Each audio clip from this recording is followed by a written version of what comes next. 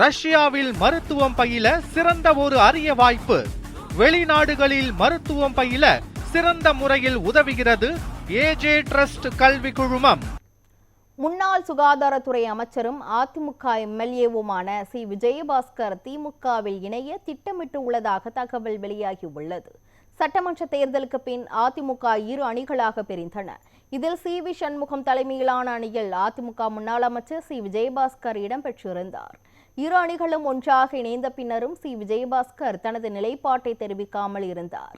இந்த நிலையில் திமுகவில் இணைய விஜயபாஸ்கர் திட்டமிட்டுள்ளதாக தகவல் வெளியாகியுள்ளது. திமுகவில் இணைந்தால் மீண்டும் எம்எல்ஏ வாய்ப்பு மற்றும் மாவட்ட செயலாளர் பொறுப்பு கேட்பதாகவும் கூறப்படுகிறது. திமுக போலவே தாவேகாவுடனும் இறுதிக்கட்ட பேச்சுவார்த்தையில் சி விஜயபாஸ்கர் ஈடுபடுவதாகவும் தகவல் வெளியாகியுள்ளது.